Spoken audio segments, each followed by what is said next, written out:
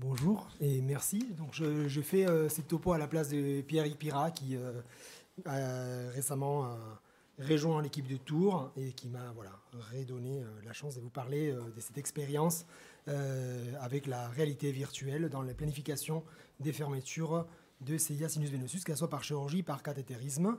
Donc j'ai un conflit d'intérêts parce que JI m'a financé un congrès de l'APC en 2023 et je fais un topo pour eux. La CIA sinus venosus, je n'ai pas besoin de trop vous expliquer, c'est juste pour avoir une image de référence et pour rappeler qu'il y a toujours une anomalie du retour veineux pulmonaire partiel associée à cette CIA.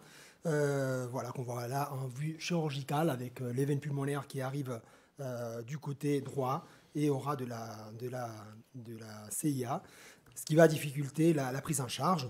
Donc aujourd'hui, la technique des références est toujours chirurgicale, avec l'indication de référence est toujours chirurgicale, avec des techniques qui peuvent être différentes, mais ce n'est pas une technique sans complications, puisqu'il y a quand même un peu de mortalité, mais surtout des obstructions de la veine cave supérieure, des troubles du rythme, des AVC et des implantations pacemaker dans l'avenir de ces patients. Donc pour l'instant, en tout cas, ça reste la technique de référence, mais je vais vous montrer un peu qu'est-ce qui est en train de se passer depuis quelques années, une dizaine d'années déjà, ce qui est en train d'être mené en France avec un registre que vous connaissez déjà, Optivenosus probablement. Dr Baruto et Dr Asquette connaissent ça très bien.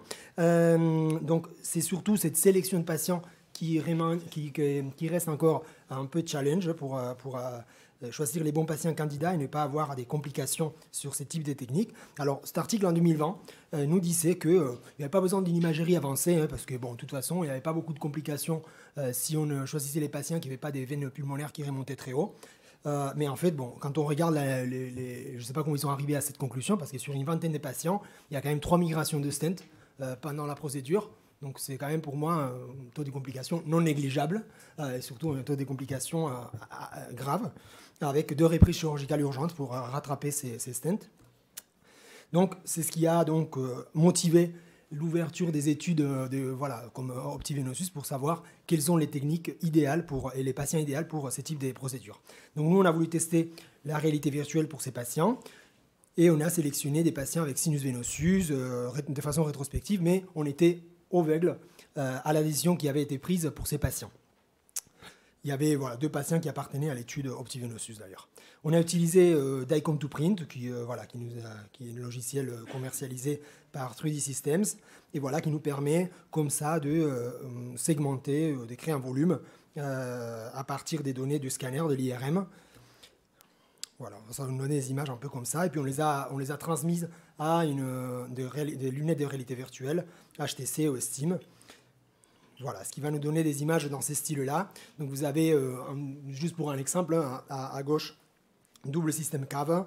À droite, une simulation, vous avez la CIA avec une simulation des fermetures par patch et les retours veineux pulmonaires anormales qui restent là. Et ici, on a mis un stent. Je ne sais pas si ça se voit, mais ouais, voilà. On a mis le stent de façon virtuelle et on voit en fait que l'arrivée des veines pulmonaires reste bloquée. Donc ça ne serait pas une bonne candidate, cette dame d'une 60aine d'années, pour la fermeture par cathé.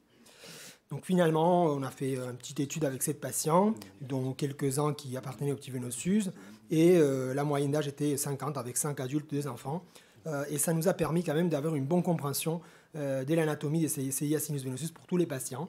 Voilà ce que ça donne pour quelqu'un qui n'a jamais touché des lunettes de réalité virtuelle. Ça, c'était lors des congrès de la FCPC à Toulouse cette année, où on a amené nos casques de lunettes virtuelles. Voilà, et vous voyez que de façon très intuitive déjà, juste en prenant le manette ou en bougeant, en se déplaçant dans la pièce, on arrive à faire tourner le modèle, à le découper. Vous voyez, on est en train de faire des découpes, des plans de découpe. Je ne sais pas si vous le voyez bien là sur l'écran. Et c'est vraiment très intuitif. Et ça, surtout cet avantage-là, d'être dans un environnement virtuel. Ça, c'est un autre modèle, un autre système commercialisé qu'on a pu tester aussi à la FCPC. Et là, ils sont en train de planifier sur la vidéo une révalvulation pulmonaire. Mais ici, à gauche, vous avez un stenting de la CIA sinus venosus pour planifier ce type de procédure. Donc en total, 3 adultes ont été jugés faisables pour la fermeture et 2 qui étaient anatomiquement pas favorables. Et ça coïncidait bien avec ce qui avait été, c'est coïncidé complètement 100% avec ce qui avait été pris en décision sur une méthodologie des types OptiVenosus avec scanner, simulation, avec printing 3D, etc. Les deux enfants, ils ont été donc considérés comme chirurgical d'emblée, puisque c'est pas encore là, même si on dit qu'à partir d'un certain âge, on peut le faire. Et voilà, les résultats, c'était consistant avec ce qu'on avait pris comme décision. Ça nous améliore voilà, dans le repérage spatial, parce qu'on est à l'intérieur en fait, de l'image et pas sur un écran. Et ça peut aider aussi les chirurgiens à se projeter dans la chirurgie. Voilà. Donc ça, c'est un peu les conclusions qu'on voulait transmettre. Et puis bien sûr, il faut un petit peu plus de recherche, mais il y a déjà un article qui vient de sortir depuis qu'on a soumis cet abstract pour le JSFC. L'équipe de Evelina London et King's College, ils ont quand même aussi eu la même impression que nous, que ça allait les aider à planifier les stratégies sur 12 patients. Voilà, merci beaucoup.